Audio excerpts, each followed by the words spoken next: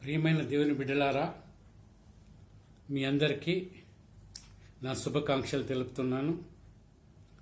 దేవుని మహాకృపను బట్టి, కనికరాన్ని బట్టి, కటాక్షాన్ని బట్టి ఈనాటి వరకు నేను సజీవంగా ఉండి మీకు వాక్యం అందిస్తున్నాను. దేవుని చిత్తానుసారంగా ప్రభువు మహాకృపను బట్టి నేను ఈ సంవత్సర ఆరంభం నుండి మీకు వాక్యాన్ని వీడియో ద్వారా యూట్యూబ్లో పోస్ట్ చేసి మీకు వినిపిస్తున్నాను. వ్యక్తిగతంగా మీకు అందరికీ కూడా నేను పంపిస్తున్నాను, గ్రూప్లో పోస్ట్ చేస్తున్నాను, వ్యక్తిగతంగా కూడా పోస్ట్ చేస్తున్నాను. దేవుడు నాకు ఇచ్చిన ప్రేరేపణ బట్టి నేను ఈ పని చేస్తున్నాను. తర్వాత మీ అందరి ఇష్టం, మీరు దేవుణ్ణి ప్రేమించి దేవుని వాక్యం విని ఆ వాక్యంలో మీరు ఎదగాల, ఆ వాక్యంలో మీరు బలపడాలా, ఆ వాక్యంలో మీరు అభివృద్ధి చెందాలా ఆత్మీయరీతిగా అనుకుంటే మీరందరూ నా వాక్యం వినండి, విని గ్రహించండి. గ్రహించి ఆ వాక్య వెలుగులో మీరు అభివృద్ధి చెందాలని నేను కోరుతున్నాను. మీకు వాక్యం నచ్చినట్లయితే మీరు షేర్ చేయండి ఇతరులకు కూడా. మీరు సబ్స్క్రైబ్ చేయకపోతే ఇప్పుడైనా మీరు సబ్స్క్రైబ్ చేయండి. చేసి మీరు దేవుని ఆశీర్వాదం పొందండి. ఎందుకంటే ఈ వాక్యం నా వల్ల కాదు, ఈ వాక్యం దేవుడే మీకు బయలుపరుస్తున్నాడు. నేను కేవలము ఆయన నోటి పరికరాన్ని, అంతే. ఆయన నోటి పరికరాన్ని. ఆయన ఏ మాటలు నా నోట్లో ఉంచి మాట్లాడు శామ్యూల్ అంటే మాట్లాడతాను, కానీ నా ఇష్టానుసారంగా నేను ఎప్పుడు మాట్లాడను. లేకపోతే ఎవరినో మనసులో పెట్టుకొని వాళ్ళ గురించి మాట్లాడను. లేకపోతే ఎవరినో ఖండించాలా, లేకపోతే వాళ్ళని బుద్ధి చెప్పాలని మాత్రం నేను మాట్లాడను.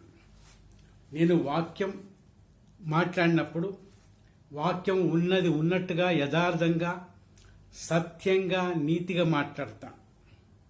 ఎందుకంటే నేను ప్రభు అయిన యేసుక్రీస్తును ఒప్పుకున్నాడు. ఆయన యందు భయభక్తులతో, ఆయనకు ఎదురుగా నీతితో, సత్యంతో, న్యాయంతో, యథార్థతో బ్రతకటానికి నిశ్చయించుకున్నాను. మళ్ళీ వాక్యం చెప్పటానికి కూడా నాలో ఆశ కలిగినప్పుడు ప్రభు దగ్గర ఒక ఒప్పందం చేసుకున్నాను. ప్రభువా, వాక్యం ఎప్పుడు చెప్పటానికి నీవు అవకాశం ఇచ్చినా, నీ వాక్యం నేను ధ్యానించి సిద్ధపడినా, నా బుర్రలో ఏమున్నాయో అవి కాకుండా ఎవరి గురించి కానీ మాట్లాడడం, ఎవరికైనా బుద్ధి చెప్పడం కానీ మాట్లాడడం కాకుండా, ప్రభువా నీ వాక్యాన్ని నువ్వు ప్రేరేపించిన రీతిగానే నేను మాట్లాడతాను. కాబట్టి నేను అక్కడ నిలబడ్డప్పుడు కానీ, నేను ఇప్పుడు కూర్చొని వాక్యం మాట్లాడుతున్నప్పుడు కానీ, నీ వాక్యం నీ చిత్తానుసారంగా నీ మహిమార్థమై నాతో పలికించు. ఆ పలికిన వాక్యాలు వినే నీ బిడ్డలందరూ కూడా గ్రహించి తెలుసుకొని ఆ వాక్య వెలుగులో నడుచుకునేటట్లు నీ కృపను, నీ అనుగ్రహం దయచేయమని నేను ప్రభువుకు ప్రార్థిస్తున్నాను. కాబట్టి దేవుని బిడ్డలారా, ఈరోజు ప్రభు కనపరిచిన వాక్యం ఏంటంటే 2 పేతురు పత్రిక 3వ అధ్యాయం 12వ వచనం. 2 పేతురు పత్రిక 3వ అధ్యాయం 12వ వచనం నేను చదువుతున్నాను. మీరు కూడా మీ దగ్గర పరిశుద్ధ గ్రంథాలుంటే దయచేసి చదవండి. ఓకే. వాక్యంలో ఏం రాసిందంటే, దేవుని దినపు రాకడ కొరకు కనిపెట్టుచు, దానిని ఆశతో అపేక్షించుచు, మీరు పరిశుద్ధమైన ప్రవర్తనతోనూ భక్తితోనూ ఎంతో జాగ్రత్త గలవారై ఉండవలెను. ఇక్కడ అపోస్తలుడైన పేతురు దేవుని బిడ్డలకు, విశ్వాసులకు ఒక వాక్యం ద్వారా హెచ్చరిస్తున్నాడు. ఏంటని? దేవుని దినపు రాకడ కొరకు కనిపెట్టుచు. ఎంతమంది దేవుని యందు విశ్వాసం ఉంచారో, ఎంతమంది ప్రభువునందు విశ్వాసం ఉంచారో, ఎంతమంది ప్రభువును తమ సొంత రక్షణకు అంగీకరించారో, ఎంతమంది ఆయన ఆత్మను పొంది ఆత్మలో జీవిస్తున్నారో వారందరూ కూడా దేవుని దినపు రాకడ కొరకు ఎదురు చూచుచు ఆశతో అపేక్షించుచు. చూసారా, కనిపెట్టుచు అపేక్షించుచు అంటున్నాడు. అంటే దేవుడు తప్పకుండా వస్తాడు. ప్రభువైన యేసుక్రీస్తు చెప్పిన రీతిగా ఆయన రాకడకు దినాలు సమీపంగా ఉన్నాయి. ప్రభువైన యేసుక్రీస్తు సెలవిచ్చిన రీతిగా, లేకపోతే తను తన శిష్యులకు చెప్పిన రీతిగా తను రాకడకి ముందు ఏ సూచనలు కలుగుతాయో ఆ సూచనలన్నీ నెరవేరుతున్నాయి.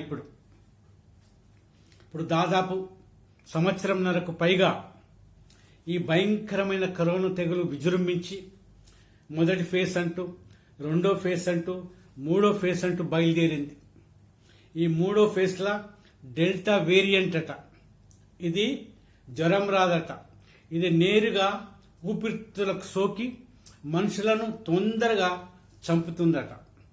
కాబట్టి దేవుని బిడ్డలారా, విశ్వాసులారా, ప్రభు చిత్తం ఏంటంటే మీరందరూ కూడా రక్షింపబడి ఆయన నిత్య రాజ్యంలో నిత్య నివాసిగా ఉండాలని ఆయన కోరిక, ఆయన ఆశ. మరి ఆయన కోరికను నెరవేరుద్దామా? ఆయన ఆశను నెరవేరుద్దామా? లేకపోతే మనమే మన ఇష్టానుసారంగా జీవిస్తూ మనకు నచ్చిన విధంగా జీవిస్తామా? ఆలోచన చేసుకోండి.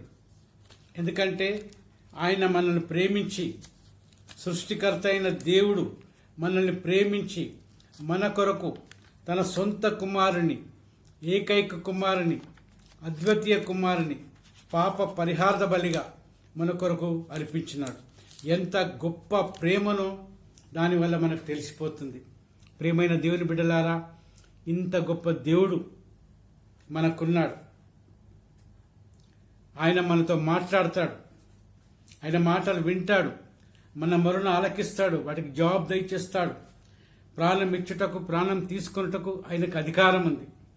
సర్వలోకం మీద ఆయనకు అధికారం ఉంది.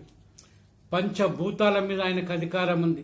ఆయన ఏం ఆజ్ఞాపిస్తే ఆ పంచభూతాలు జరిగిస్తాయి. అదంతా మనకు బాగా తెలుసు. పరిశుద్ధ గ్రంథంలో కూడా అనేక చోట్ల రాయబడ్డది. కాబట్టి ప్రియమైన దేవుని బిడ్డలారా, ఆ వాక్యాల వెలుగులో మనము మరొకసారి పరీక్షించుకుందాం. ఇప్పుడు ప్రభు మనతో మాట్లాడుతుండగా ఆ వాక్యాలను ధ్యానించి మనల్ని మనం పరీక్షించుకొని మనం సిద్ధంగా ఉన్నామా లేదా, ఆయన రాక కొరకు కనిపెడుతున్నామా, ఆశతో అపేక్షిస్తున్నామా లేదో మనము గమనించుకుందాం, మనం పరీక్షించుకుందాం.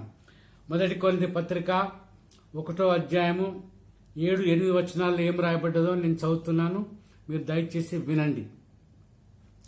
గనుక ఏ కృపావరం మునందున లోపము లేక మీరు మన ప్రభు అయిన యేసు క్రీస్తు ప్రత్యక్షత కొరకు ఎదురు చూస్తున్నారు.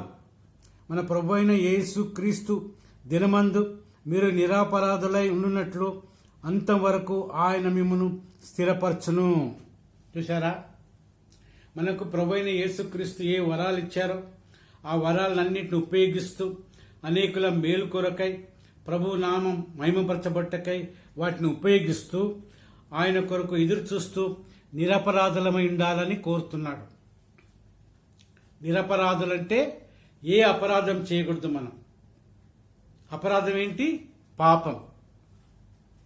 మాటతో, నోటితో, చూపుతో, నడకతో, క్రియతో, దేంతో కూడా మనము ఏ పాపం చేయకుండా నిరపరాధములుగా జీవించాలని అపోస్తలుడైన పౌలు కొరింథీయులకు రాస్తున్నాడు. ఆయన అప్పుడు వాళ్ళ కొరకు రాసినప్పటికీ ఇప్పుడు జీవించుతున్న మనకు అది వర్తిస్తుంది. కాబట్టి మనం బహు మెలకువగా ఉండి, జాగ్రత్తగా ఉండి, మనల్ని మనము పరీక్షించుకొని ఆ యొక్క మార్గంలో నడవాలి. ఆయన ప్రత్యక్షత కొరకు ఎదురు చూస్తూ ఆయన మార్గంలో నడవాలి. ఎందుకంటే కీర్తన గ్రంథకర్త కూడా తాను రాసిన కీర్తన 50వ అధ్యాయము 3వ వచనంలో ఏం అంటున్నాడంటే, మన దేవుడు తప్పకుండా వస్తాడు, ఆయన తప్పకుండా వస్తాడు. కాబట్టి మనమందరము ఆయన కొరకు ఎదురు చూస్తుండాల, ఆయన కొరకు కనిపెడుతుండాల, ఆయన మార్గాలను నడుచుకోవాలా, ఆయన మాటలను అనుసరించాల. ఎట్టి పరిస్థితుల్లో కూడా మనము ఆయనను సిగ్గుపరచొద్దు, ఆయనను బాధ పెట్టద్దు. ఎందుకంటే అగ్ని చేత మనము పరీక్షింపబడతాం. అగ్ని దహించి వేస్తుంది. మనం చదివినాం కదా, ఇశ్రాయేలు పాపం చేసినప్పుడు దేవుడు వారిని అనేక రకాలుగా శిక్షించాడు. మరి ముఖ్యంగా 200 మంది పాత్రలు అగ్ని వేసుకొని ప్రభు సెలవు లేకుండా ఆయనకు ఏదో అర్పించడానికి ప్రయాసపడితే అప్పుడు అగ్ని దేవుని దగ్గర నుంచి వచ్చి వారినందరినీ దహించి వేసింది. ఇంకా దహిస్తుంటే వెంటనే మోషే ఏం చెప్పాడంటే, బలిపీఠం దగ్గరున్న అగ్నిని పాత్రలో వేసుకొని అహరోన్కి వెంటనే సమాజం మధ్యకు వెళ్ళమన్నాడు. సమాజం మధ్యకు వెళ్ళిన తర్వాత అప్పుడు అది ప్రభు యొక్క అగ్ని దహించడం ఆగిపోయింది. ప్రియమైన దేవుని బిడ్డలారా, మన దేవుడు రోషం కలిగిన దేవుడు, దహించే అగ్ని గలవాడు. ఆయన ముందర అగ్ని పోతుంటుంది. కాబట్టి మనము ఆయనను ఎట్టి పరిస్థితుల్లో ఎదుర్కోలేం. ఎట్టి పరిస్థితుల్లో ఆయనను మనము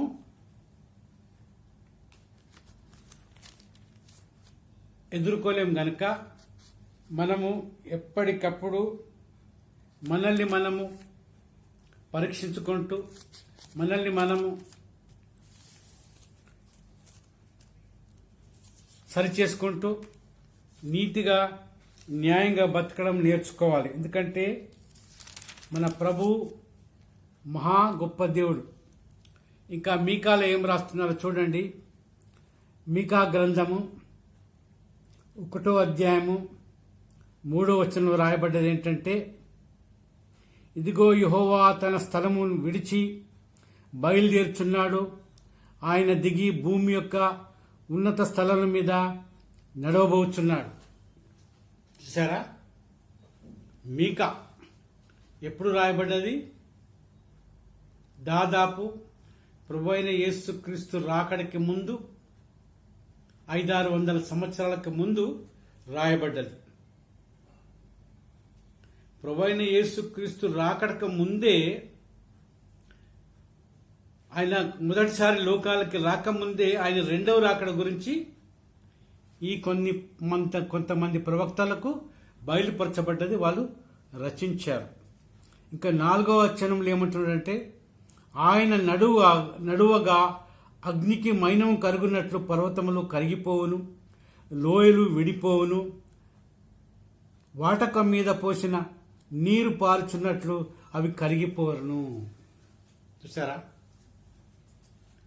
దేవుడైన యెహోవా, సృష్టికర్త అయిన యెహోవా నడుస్తుంటేనంట పర్వతాలు మైనానికి కరిగిపోయినట్లు కరిగిపోతాయంట. నీటి వాటకం పారినట్లు పారుతాయట అవి. చూసారా, ఎంత గొప్ప దేవుడో మనకు. నిజంగా మన దేశంలో గమనించినట్లయితే 33 కోట్ల దేవతలు ఉన్నారు. పనికిమాలినోరు, విగ్రహాలు, మాట్లాడలేవు, వినలేవు, చూడలేవు, నడవలేవు, మూగవి అయినప్పటికీ కోట్ల కొలది మంది వాటిని పూజిస్తున్నారు, వాటిని ఆరాధిస్తున్నారు, వాటిని నమ్ముతున్నారు. వాటి కొరకు ఎంతో డబ్బు వెచ్చించి మందిరాలను కట్టిస్తున్నారు. సైతానుడు వాళ్ళకి ఎంత గురుడితనం కలగజేసిండంటే, వాళ్ళు ఒక మామూలు మనిషిని దేవునిగా చేసి దేవుడు దేవుడు అంటున్నారు. ఎంత మాత్రం వాళ్ళు గ్రహించలేకపోతున్నారు. వాడు దేవుడు అంటే దేవునికి సమస్తం సంగతులు తెలుసు కదా, కానీ ఏ సంగతులు తెలియదు. మామూలు మనిషిగా జీవించాడు, అయినా వాడిని దేవునిగా కొలుస్తున్నారు. ఈ విధంగా సైతాను మనుషులను మోసగిస్తూ అది వారందరినీ కూడా, ఎవరిని? అన్యజనులందరినీ కూడా తన వైపు త్రిప్పుకొని తనకు అనుకూలంగా చేసుకొని తనతో కూడా వారిని కూడా నిత్య నరకాగ్నికి తీసుకుపోవాలని ఆశపడుతున్నాడు. కాబట్టి దేవుని బిడ్డలారా, మీరైతే దేవుని ఎరుగుదురు బాగా. కనుక మీరు నమ్మకంగా ఉండి వాక్యాన్ని గ్రహిస్తూ వాక్య వెలుగులో జీవిస్తూ ఆయన నామాన్ని మహిమపరచండి, ఆయన నామాన్ని గణపరచండి. ఎందుకంటే తండ్రి అయిన దేవుని చిత్తం, పరమ తండ్రి చిత్తం, మన సృష్టికర్త చిత్తం, కోరిక మనం అందరం కూడా సదాకాలం, నిరంతరము, శాశ్వత కాలం ఆయనతో కూడా ఉండాలని ఆయన కోరిక. అందుకొరకే ప్రభువైన యేసుక్రీస్తు ఏమన్నాడంటే, నేను వెళ్ళి మీ కొరకు నివాసాలు ఏర్పాటు చేస్తాను. మన అందరి కొరకు అక్కడ దేవుడు నివాసం ఏర్పాటు చేస్తున్నాడు. మనం ఎట్లా ఇక్కడ ఫ్లాట్లలో, ఇండ్లలో ఉంటామో అదేవిధంగా పరలోకంలో కూడా దేవుడు మనకు ఉండటానికి స్థలం ఇస్తాడు, ఇల్లు ఇస్తాడు, బహుశా ఫ్లాట్లు ఇస్తాడు, బహుశా ఉండటానికి మనకు చక్కటి స్థలాన్ని ఇస్తాడు. మన విశ్వాసాన్ని బట్టి, మన జీవితాన్ని బట్టి మనకు బహుమానాలు దొరుకుతాయి.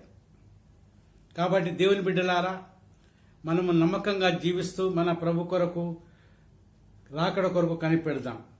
హెబ్రీయులకు రాసిన పత్రిక 2:3 రాయబడ్డదో చూద్దాం. 2వ అధ్యాయము 3వ వచనం. ఇంత గొప్ప రక్షణను మనము నిర్లక్ష్యము చేసిన ఎడల ఎలాగూ తప్పించుకొందుము? అట్టి రక్షణ ప్రభువును బోధించడం చేత ఆరంభమై దేవుడు తన చిత్తానుసారంగా సూచక్రియల చేతను, మహత్కార్యముల చేతను, నానా విధములైన అద్భుతముల చేతను, వివిధములైన పరిశుద్ధాత్మ వరములను అనుగ్రహించడం చేతను వారితో కూడా సాక్ష్యమిచ్చుచుండగా వినిన వారి చేత మనకు దృఢపరచబడెను. చూసారా, అపోస్తుల ద్వారా దేవుడు ఎన్ని అద్భుత కార్యాలు, ఆశ్చర్యక్రియలు జరిగించి తన కొరకు ప్రజల్ని ఏర్పాటు చేసుకున్నాడు. ప్రభు అయిన తండ్రి అయిన దేవుడు మనల్ని అందరినీ సృష్టించినప్పటికీ ఆయన మన పైన ఏమీ కట్టడం కానీ, విధిని కానీ, శాసనాన్ని కానీ, ఆజ్ఞను కానీ పెట్టి నిర్బంధించలేదు. మనకు పరిపూర్ణమైన స్వాతంత్రం ఇచ్చాడు. స్వాతంత్రం ఇచ్చి, బిడ్డలారా ఇది మరణము, ఇది మోక్షము అని చెప్పాడు. మనకు చెప్పి మీరెన్నుకోండి, మీకు ఏది కావాలనో మీరే ఎన్నుకోండి. కానీ ఆయనకి ఇష్టమైంది ఏంది? మనమందరం కూడా ఆయనతో ఉండాలని. అంటే మనం మోక్షాన్ని కోరి మోక్షపు మార్గంలో నడుచుకోవాలి. అదే ఆయన యొక్క ఆశ. అయితే మనం ఏం చేస్తున్నామంటే గతించిపోయే లోకాన్ని ప్రేమించి, ఈ లోకాన్ని ప్రేమించి, ఈ లోక క్రియలను అనుసరిస్తూ ఈ లోకంలో శాశ్వతంగా ఉండిపోతాం అనుకుంటూ మనం జీవిస్తున్నాం. కానీ ఈ లోకము గతించిపోతుంది. ఈ లోకము దాని ఆశలన్నీ గతించిపోతాయని అపోస్తున్న పౌలు యోహాను పత్రిక 2వ పత్రిక 2:15, 16, 17 రాస్తున్నాడు. లోకము దాని ఆశయు గతించిపోను గాని దేవుని చిత్తం నెరవేర్చేవారు నిరంతరము జీవిస్తారు. ప్రియమైన దేవుని బిడ్డలారా, దేవుని చిత్తం ఏంటో మీరు తెలుసుకున్నారా? ప్రభువైన యేసుక్రీస్తే చెప్పాడు తన తండ్రి చిత్తం ఏంటో.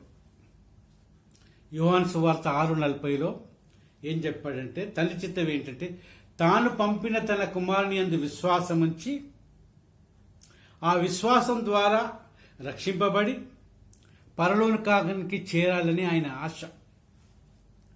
అదే ఆయన చిత్తం, తండ్రి అయిన దేవుని చిత్తం. నీ పట్ల, నా పట్ల తండ్రి అయిన దేవుని చిత్తం ఏంటంటే మనం అందరం కూడా ప్రభువైన యేసుక్రీస్తును రక్షకునిగా స్వీకరించి ఆయన ద్వారా తండ్రి దగ్గరకు చేరి నిత్యరాజ్యంలోకి శాశ్వతంగా జీవించటానికి పోవాలనే కోరిక. ఎంత గొప్ప కోరిక చూడండి. సృష్టికర్త అయ్యుండి, మనకు ప్రాణనాథుడయ్యుండి, మనకు జీవనాథుడయ్యుండి, మన సమస్త భవిష్యత్తు ఆయన చేతులు ఉంచుకొని ఇప్పటికీ మనకు పరిపూర్ణమైన స్వాతంత్రం ఇచ్చాడు. అందుకొరకే ఆ స్వాతంత్రాన్ని మనము దుర్వినియోగపరుస్తున్నాం. శరీరాశలకు లొంగిపోతున్నాం, లోకాశలకు లొంగిపోతున్నాం, డబ్బాశలకు లొంగిపోతున్నాం, పదులకు వ్యామోహమైపోతున్నాం. మనల్ని ప్రేమించి మన కొరకు తన సొంత కుమారుని, ఏకైక కుమారుని, అద్వితీయ కుమారుని పాప పరిహార్థ బలిగా అర్పించి ఆయన చిందించిన ఆయన ప్రశస్తమైన రక్తంలో మన ఒక్కొక్కరిని కడిగి తన సొత్తుగా స్వాస్థ్యంగా చేసుకుంటే వాటన్నిటిని తునకరించి ఇవన్నీ మాకు అక్కర్లేదు, మాకు కావాల్సింది ఫలాంది, ఏది లోకం, మాకు కావాల్సింది లోకం అని చెప్పి ప్రభువును దుఃఖ పెడుతున్నాం, ప్రభువును బాధ పెడుతున్నాం. దేవుని బిడ్డలారా ఆలోచించండి. ఈ లోకము శాశ్వతం కాదు. ఈ ఆస్తులు అంతస్తులు శాశ్వతం కాదు. ధనము శాశ్వతం కాదు. వెండి బంగారాలు శాశ్వతం కాదు. మనం మరణిస్తే ఏది కూడా మనం కొనిపోలేం, తీసుకొని పోలేం. మనం వేసుకున్న బట్టలు కూడా తీసుకుపోలేం. సామాన్యంగా మన క్రైస్తవుల్లో చనిపోతే చక్కగా స్నానం చేయించి, మొగళ్ళకైతే సూట్లు వేసి, టైలు కట్టి మంచిగా ఆ యొక్క పెట్టెలో పడుకోబెట్టి పాతేస్తారు. అదే సహోదరులకైతే మంచి గుడ్డలు కట్టించి వారిని కూడా పెట్టెలో పెట్టి పాతేస్తారు. కానీ కొన్ని రోజులకు ఏమైపోతాము, కుళ్ళి కృషించి పురుగులు తినేసి నశించిపోతాం. కేవలం మన ఆత్మ దేవుని దగ్గరికి పోతుంది. మనం ప్రభులో ఉన్నట్లయితే దేవుడు మనల్ని పరలోకానికి పంపిస్తాడు, స్వర్గానికి పంపిస్తాడు. మనం ప్రభులో లేకపోతే నిత్య నరకాగ్నికి గురవుతాం. కాబట్టి దేవుని బిడ్డలారా, దేవుడు మనల్ని హెచ్చరిస్తున్నాడు, చూడండి. హెజ్కేల్ గ్రంథం 33వ అధ్యాయం 11వ వచనంలో ఏమంటున్నాడో, కాగా వారితో ఇట్లను, నా జీవం తోడు. ఎవరి జీవం తోడు? దేవుని జీవం తోడు. దుర్మార్గుడు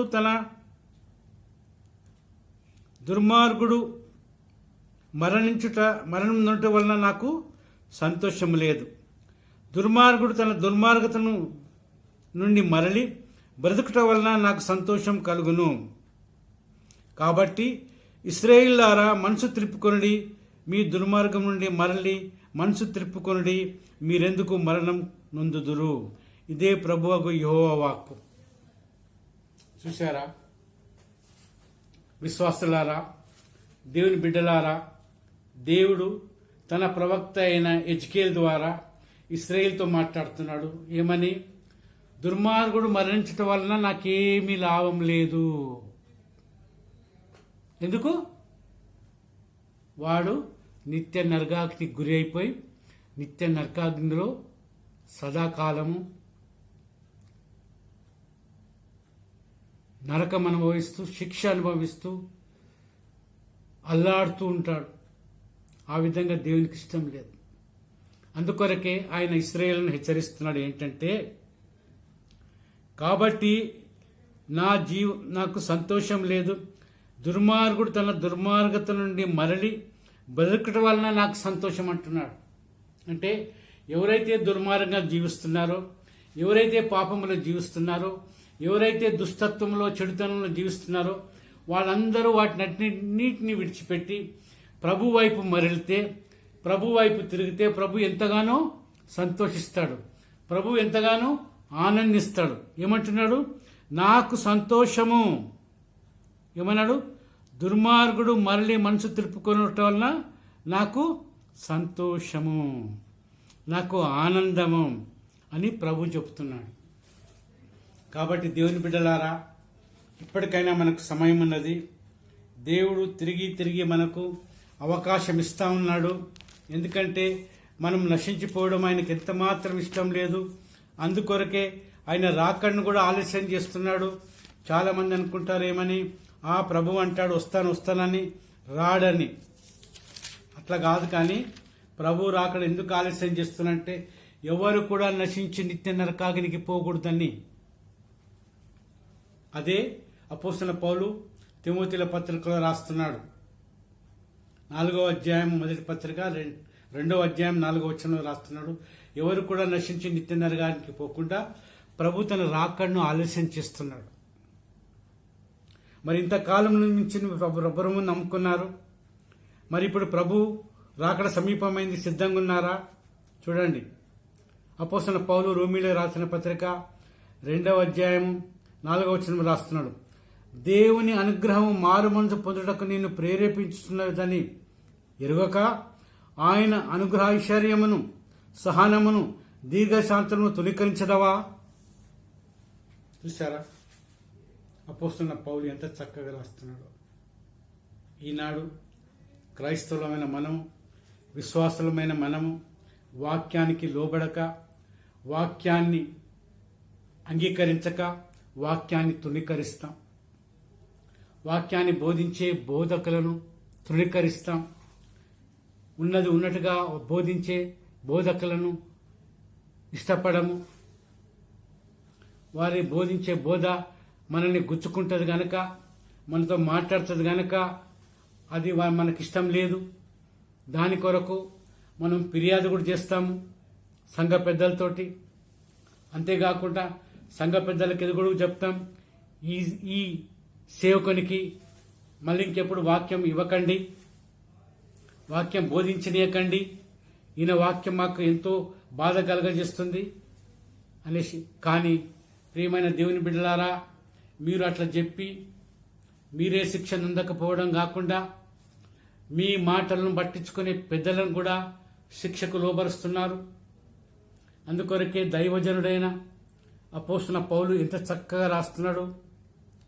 దేవుని అనుగ్రహము మారు మనసు పొందుటకు నిన్ను ప్రేరేపించుచున్నదని ఎరుగక ఆయన అనుగ్రహ ఐశ్వర్యమును, సహనమును, దీర్ఘశాంతమును తృణీకరించదవా? ఇప్పుడు దేవుడు మన పట్ల ఎంతనో దీర్ఘశాంతంతో ఉన్నాడు. ఎందుకంటే మనము నశించిపోవడం ఆయనకు ఎంత మాత్రం ఇష్టం లేదు. మనల్ని ప్రేమించని వారు, మనల్ని ఇష్టపడి వారు మనం నశించిపోవడం వారికి ఇష్టమే, వాళ్ళకి సంతోషమే పడవచ్చును. కానీ దేవుడు మనము ఆయనకు విరోధంగా జీవించినప్పటికీ, ఆయన పట్ల దుర్మార్గంగా దుష్టత్వంగా ఉన్నప్పటికీ దేవుడు ఆయనకు మనల్ని ప్రేమిస్తున్నాడు కనుక ఆయనకి ఏంటంటే ఇష్టం, మనము ఎల్లకాలము సదాకాలము ఆయనతో కూడా తన పరలోక రాజ్యంలో నిత్య నివాసిగా ఉండాలనే ఆశ, ఇంకేమీ లేదు. కాబట్టి ప్రియమైన దేవుని బిడ్డలారా, దేవుని మాట మీతో మాట్లాడుతుంటే, దేవుని వాక్యం మిమ్మల్ని సంధిస్తుంటే, దేవుని వాక్యము మిమ్మల్ని హెచ్చరిస్తుంటే దయచేసి మీరు ఇంకా నిర్లక్ష్యం చేయకండి, ఇంకా అభ్యంతర పడకండి, ఇంకా వాక్యాన్ని తృణీకరించకుండా వాక్యం వినండి. వాక్యం విని మీరు ఏమీ నిర్ణయం చేసుకోకండి, మీరేమీ తీర్మానం చేయకండి. వాక్యం విన్న తర్వాత మోకాలుండి ప్రభువుని అడగండి, ప్రభువా మరి నేను ఈ వాక్యం విన్నాను, ఈ వాక్యం వల్ల మరి నేను ఏం నేర్చుకోవాలి, మరి నాలో ఏమి లోపం ఉన్నాయి, నాతో మాట్లాడు తండ్రి, నాలో ఉన్న లోపాలని నేను సరిదిద్దుకొంటకు నీ కృపను దయచేయి, నన్ను నడిపించము, ప్రేరేపించమని అడిగితే దేవుడే ఆయన మిమ్మల్ని చక్కపరిచి నడిపిస్తాడు. యవ్వన కాలంలో ఉన్నప్పుడు దేవుని సేవకులు వచ్చి మాటలు మాట్లాడుతుంటే, వాక్యం చెబుతుంటే కొన్నిసార్లు నేను అడుక్కునేవాడిని, అయ్యో వీళ్ళకి ఎట్లా తెలుసు నా గురించే మాట్లాడుతుందరే వీళ్ళు అని అనుకునేవాడిని. కానీ ఎవరితో ఏమి మాట్లాడకపోతుంటిని, ఎవరికి ఏం చెప్పకపోతుంటిని, ఎవరికి ఏం ఫిర్యాదు చేయకపోతుంటిని. కానీ ఇంటికి వెళ్ళి మోకరిల్లి, ప్రభువా మరి ఈరోజు నీ వాక్యం నాతో మాట్లాడింది, నాలో ఉన్న లోపాలేంటి, నాలో ఉన్న పాపాలేంటి, నాలో ఉన్న బలహీనతలేంటి, తండ్రి దయతో కరుణతో వాటిని నాకు బయలుపరచము, వాటిని సరిదిద్దుకుంటకు కృపను దయచేయము, నీ చిత్తానుసారంగా నన్ను ప్రేరేపించి నడిపించమని నేను ప్రభువుని అడిగేవాడిని. ఆ విధంగా ప్రభువు నన్ను నాలో ఉన్న లోపాలన్నింటినీ సరిదిద్ది చక్కపరిచి నన్ను ఆయన మార్గంలో నడిపించేవాడు. అందుకొరకే నాకు సత్యము, నీతి, న్యాయము, యథార్థత అంటేనే ఎక్కువ ఇష్టం. అందుకొరకే నేను వాక్యం మాట్లాడినా ఉన్నది ఉన్నట్టుగా మాట్లాడతాను, యథార్థంగా మాట్లాడతాను. చాలామందికి ఇష్టం లేదు. దేవుని సంఘాల్లో కూడా యథార్థంగా మాట్లాడితే ఇష్టం ఉండదు. సంఘ పెద్దలకు, సంఘ కాపర్లకు ఇష్టం ఉండదు. కథలు చెప్తే, కబుర్లు చెప్తే, హాస్యాలు వచ్చేటట్లు మాట్లాడిపిస్తే సంతోషం. కానీ ఇది గ్రహించరు. ఈ వాక్యం ఎవరిది? దేవుంది. ఆ దేవుణ్ణి సంతోషపెట్టాలని గ్రహించరు, కానీ వాళ్ళని సంతోషపెట్టాలనుకుంటారు. నేనైతే నిర్ణయించుకున్నాను, ఎట్టి పరిస్థితుల్లో కూడా దేవుడు ఏ వాక్యం చూపిస్తాడో అదే వాక్యం మాట్లాడతాను. కానీ మనుషులను దృష్టి పెట్టడం కానీ, మనుషులను సంతోషపెట్టడానికి కానీ, మనుషులను మభ్యపెట్టడానికి కానీ నేను మాట్లాడను ఎట్టి పరిస్థితుల్లో. ఎందుకంటే దేవుడు నన్ను గమనిస్తున్నాడు, దేవుడు నన్ను చూస్తున్నాడు. నేను ఏం మాట్లాడుతున్నాను, ఏం చెప్తున్నాను, దేవుడు ఏ మాటలు నా నోట్లోంచి మాట్లాడిపిస్తున్నాడో అవే మాటలు మాట్లాడతాను, కానీ ఇంకేం మాట్లాడను. చూడండి, మత్తయి సువార్త 24వ అధ్యాయము 42వ వచనంలో ఏం రాయబడ్డదో, ఏ దినమున మీ ప్రభు వచ్చునో మీకు తెలియదు గనుక మెలకువగా ఉండుడి. ఇక్కడ ప్రభు అయిన యేసుక్రీస్తే స్వయంగా శిష్యులతో మాట్లాడుతున్నాడు. 42వ వచనం, 43వ వచనం, ఏ దినము ప్రభు వచ్చునో మీకు తెలియదు కనుక మెలకువగా ఉండుడి. 43వ వచనం, ఏ జామున దొంగ వచ్చునో ఇంటి యజమానికి తెలిసి ఉండిన ఎడల అతను మెలకువగా ఉండి తన ఇంటికి కన్నం వేయనీయడని మీరు ఎరుగుదురు. దాని అర్థం ఏంటంటే, ఏ దినం ప్రభు వస్తాడో మీరు సిద్ధంగా ఉంటే మీరు తప్పిపోరు, మీరు విడువబడరు. విడువబడతారా? మీరు సిద్ధంగా ఉంటే విడువబడతారా? విడువబడరు. మనకు ప్రభు అయిన యేసుక్రీస్తు 10 మంది కన్యకల గురించి చెప్పాడు. 5 బుద్ధిగల కన్యకలు, 5 బుద్ధి లేని కన్యకలు. బుద్ధిగల కన్యకలు తమ దివిటీలు వెలిగించుకొని వచ్చేటప్పుడు తమ వెంటతో కూడా నూనెను తెచ్చుకున్నారు.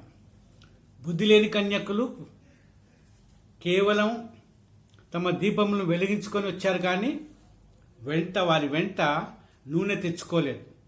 ప్రభువు రాకడ ఆలస్యం అయిపోయింది. ఈ లోపల వాళ్ళ దివిటీలో నూనె అయిపోయి దీపాలు ఆరిపోవడం ప్రారంభించినాయి. అప్పుడు బుద్ధిగల కన్యకలతో మీరు మాకు కొంచెము నూనె ఇవ్వండి అంటే, బుద్ధిగల కన్యకలు ఏం చెప్పారు, ఈ నూనె మాకు సరిపోదు, కాబట్టి మీరు పోయి కొనుక్కొని రండి. వాళ్ళు పోయి కొనుక్కొని రావటానికి వెళ్ళినప్పుడు ప్రభు వచ్చాడు, పెళ్లి కుమారుడు వచ్చాడు. సిద్ధంగా ఉన్న ఈ యొక్క కన్యకలు ఆ యొక్క పెళ్లి విందులో చేరిపోయారు. తలుపు మూయబడ్డది. దాని తర్వాత ఈ బుద్ధి లేని కన్యకలు కొట్టుకెళ్ళి నూనె కొనుక్కొని దివిటీలో పోసుకొని వచ్చారు, కానీ అప్పటికే తలుపులు మూయబడ్డాయి. తలుపులు కొడుతుంటే మీరెవరో నేను ఎరగను. కాబట్టి ప్రియమైన దేవుని బిడ్డలారా, దేవుడు వచ్చే సమయానికి మనము చాలా సిద్ధంగా ఉండాలి. ఆనాడు కొంతమంది ఈ విధంగా అంటారట, కొంతమంది సేవకులు ఈనాడు ఎవరైతే సేవ చేస్తున్నారో ఆనాడు వాళ్ళు ఈ విధంగా మాట్లాడతారట ప్రభుతో. ప్రభు చెప్పాడు మత్తయి సువార్త 21:22 మాట్లాడుతున్నాడు.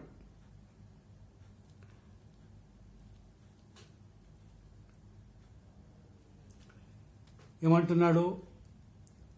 మీరు నమ్మిన ఎడల వాటన్నిటిని క్షమించాలా. 7:21 అంటున్నాడు, ప్రభువాని పిలిచి ప్రతివాడు పరలోక రాజ్యంలో చేరడు గాని ప్రభు చిత్తం జరిగించువారే పరలోక రాజ్యంలో చేరతారని ప్రభు చెప్తున్నాడు. ఆనాడంట, ఇప్పుడు ఈనాడు సేవకులు ఎంతో మంది సేవ చేస్తున్నారు, స్వస్థపరుస్తున్నారు, దయాలను వెలగొడుతున్నారు, అద్భుత కార్యాలు చేస్తున్నారు, ఆశ్చర్యక్రియలు చేస్తున్నారు. కానీ ప్రభు వచ్చినప్పుడు వాళ్ళు బయట విడవబడతారట. కాబట్టి ప్రభు ఏమంటున్నాడంటే, ప్రభు అని పిలిచి ప్రతివాడు పరలోక రాజ్యంలో ప్రవేశింపడు గాని నా తండ్రి చిత్త ప్రకారం చేయవాడే ప్రవేశించుండలా. ఆ దినములో అనేకులు నన్ను చూచి ప్రభువా మేము నీ నామమున ప్రవచింపలేదా, నీ నామమున దయములను వెలగొట్టలేదా, నీ నామమున అనేకమైన అద్భుతములు చేయలేదా అని చెప్తారు.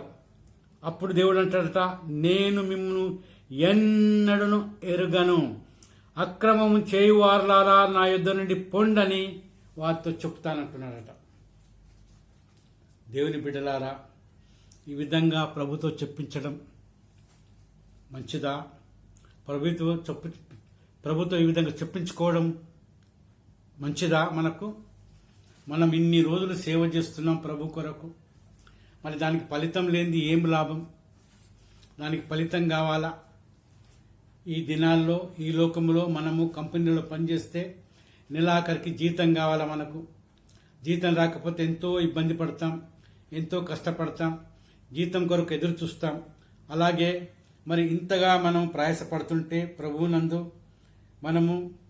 మనకు తప్పకుండా ప్రభు దగ్గర నుండి మనకు బహుమానం దొరకాలా, ప్రభు దగ్గర నుండి మనకు ఆ యొక్క పరలోక రాజ్యంలో చోటు దొరకాలా. కాబట్టి మనం సిద్ధంగా ఉండాలా, ప్రభు చిత్తానుసారంగా జీవించాలా. ప్రభు చెప్పినట్టు కదా, తండ్రి చిత్తం నెరవేర్చువారే పరలోక రాజ్యంలో చేరుతారు. ఇప్పుడు లూకా సువార్త 12:39 ఈ విధంగా రాబడ్డది, చూద్దాము. 12:39 దొంగ ఏ గడియ వచ్చునో ఇంటి యజమానునికి తెలిసిన ఎడల అతడు మెలకువగా ఉండి తన ఇంటిని కన్నం వేయనీయడని తెలుసుకొనడి. మీరును అనుకొని గడియలో మనుష్య కుమారుడు వచ్చును గనుక మీరును సిద్ధంగా ఉండడని చెప్తున్నాడు. మనుష్య కుమారుడు అంటే ఎవడు? ప్రభు అయిన యేసుక్రీస్తు. ఎవరైనా ప్రభు అయిన యేసుక్రీస్తు. కాబట్టి దేవుని బిడ్డలారా, ప్రభు అయిన యేసుక్రీస్తు ఎప్పుడు వస్తాడో మనకు తెలియదు కనుక మనము సిద్ధపడి ఉండాలి. సిద్ధపడి ఉండకపోతే ఆయన వచ్చే సమయం మనకు తెలియదు. ఆయన అకస్మాత్తుగా వస్తాడు. వచ్చినప్పుడు మనము వెనకనే విడబడతాము. అప్పుడు మన గతి బహుఘోరంగా ఉంటుంది. చాలా ఘోరంగా ఉంటుంది. ప్రభు అయిన యేసుక్రీస్తు వచ్చినప్పుడు మనం లేపబడకపోతే 7 సంవత్సరాల శ్రమ మనం అనుభవించాల్సి వస్తుంది. అప్పుడు ప్రభు పోయిన తర్వాత ప్రభు వచ్చిందన్న సంగతి మనం చూసాం గనక అప్పుడు మన విశ్వాసం పట్టుదలతో ఉంటుంది. మనల్ని ఎన్ని శ్రమలు పెట్టినా, మనల్ని కొట్టినా, మనల్ని చంపినా అప్పుడు మన విశ్వాసము దృఢంగా ఉంటుంది. మనం ఎంత మాత్రం విశ్వాసం విడిచిపెట్టకుండా ఆ శ్రమలన్నీ అనుభవిస్తాం, ఆ శ్రమలన్నింటి సహిస్తాం, ఆ హింసలన్నింటి సహిస్తాం. కాబట్టి ఆ హింసలన్నిటికి పొందకుండా ఇప్పటి నుంచే మనము ప్రభునందు నిరీక్షణ ఉంచి మనం క్షేమంగా ఉన్నట్లయితే అది అందరికీ క్షేమకరము, లాభకరం. కాబట్టి దేవుని బిడ్డలారా, ఇక్కడ మొదటి తెస్సలోని పత్రిక 5:2 ఏం రాసిందో చూద్దాం. చూడండి. రాత్రి వేళ దొంగ ఎలాగ వచ్చునో అలాగే ప్రభు దినము వచ్చునని మీకు బాగా తెలియను. ఇక్కడ అపోస్తలుడైన పౌలు తెస్సలోనికైన విశ్వాసులతో ఏమంటున్నాడంటే, రాత్రి వేళ దొంగ ఏ విధంగా వస్తాడో అదే విధంగా ప్రభు వస్తాడని మీ అందరికీ తెలుసు అంటున్నాడు. అంటే నీకు నాకు కూడా తెలుసు అన్నమాట. ప్రభు దొంగ వలె వస్తాడు, అకస్మాత్తుగా వస్తాడు, ఎవ్వరికి తెలియదు. కానీ ప్రభు ఎప్పుడు వచ్చినా మనము సిద్ధంగా ఉండాలి, ఆయన కొరకు ఎదురు చూస్తూ ఉండాలి. ఇంకేమంటున్నాడు చూడండి, అదే తెస్సలోనికీయుల పత్రిక 4వ అధ్యాయం 17వ వచనంలో రాయబడ్డది.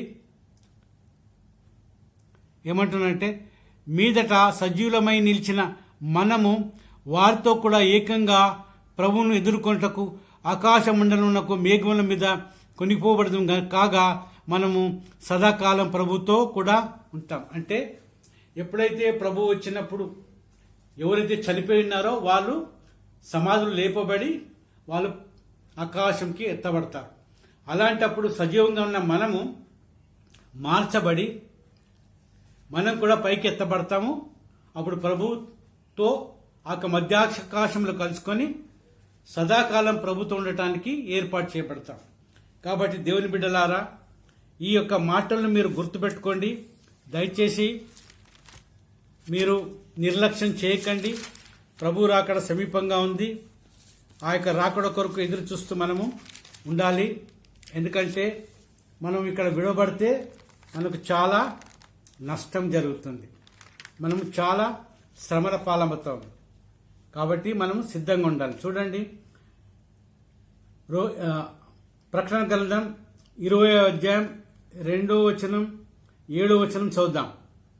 2వ వచనంలో ఏముందంటే, అతడు ఆది సర్పమును అనగా అపవాది సాతాను నా ఘట సర్పమును పట్టుకొని 1000 సంవత్సరాలు వాణ్ణి బంధించి అగాధములో పడవేను.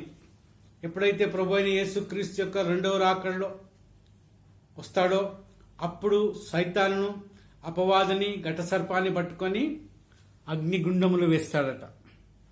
1000 సంవత్సరాలు అగాధములు వేస్తాడట.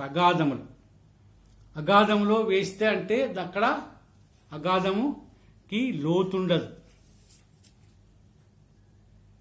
ఎక్కడ పోతారో తెలియదు. 1000 సంవత్సరాలు బంధించేస్తాడు, దానికి తాళం వేసి పెడతాడు.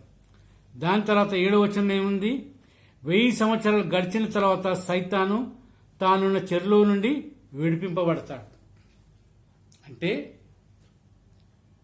1000 సంవత్సరాలు యేసుక్రీస్తు పరిపాలన ముగించిన తర్వాత సైతాను విడిపింపబడతాడట. ఆ 1000 సంవత్సరాలు వాడు అగాధములు ఉన్నప్పటికీ అది సైతానికి బుద్ధి రాదు. వాడు ఏం చేస్తాడు, వాడు బయట తేబడిన తర్వాత వెంటనే వాడు భూమి మీద నలుప్రక్కల మనుషులను పోగు చేసి దేవుని పట్టణం పైకి యుద్ధం చేయడానికి వస్తాడట. అప్పుడు ఆకాశం నుండి అగ్ని వచ్చి ఆ యొక్క సైన్యాన్నంతా దహించి వేస్తుందట. అప్పుడు మోసపరిచిన అపవాదిని గంధకములు గల గుండములో పడవేయబడును. అచ్చట ఆ క్రూరముఖమును అబద్ధ ప్రవక్తను ఉన్నారు. వారు యుగయుగములు రాత్రింబగలు బాధింపబడుదురు. ఇప్పుడు ఇక్కడ అగ్ని గుండములో వేయబడుతున్నాడు ఆ యొక్క అపవాది యొక్క అబద్ధ ప్రవక్త, ఆ క్రూరముఖం అన్ని. అంతేకాకుండా అపవాదితో కూడా దేవుని యందు విశ్వాసం ఉంచని వారు, పరలోక రాజ్యం రాలేని వారు, పరలోక రాజ్యంలో చేరలేని వారు అందరూ ఆ యొక్క సైతాన్తో కూడా ఆ అగ్నిగుండంలో సదాకాలం ఉంటారు. కాబట్టి దేవుని బిడ్డలారా, ఇప్పుడు మీరే నిర్ణయించండి, ఏం చేయాలనో మీరే నిర్ణయించుకోండి. దేవుడు మీతో మాట్లాడుగాక. ఈ వాక్యం మీరు విని దేవుడు మీతో మాట్లాడినట్లయితే దయచేసి నేను మీకు విన్నవిస్తున్నాను, మిమ్మల్ని బతిమలాడుతున్నాను. మీరు మోకరిల్లి ప్రభువుని అడగండి, ప్రభువా నేను ఏం చేయాలి? అప్పుడు ప్రభు బయలుపరుస్తాడు. ప్రభువులు బయలుపరచని రీతిగా సమస్తం సక్రపరచుకొని ప్రభు రాకడ కొరకు సిద్ధపడి ఉండాలని కోరుతూ ముగిస్తున్నాను. దేవుడు మనకు సాయం చేయనుగాక.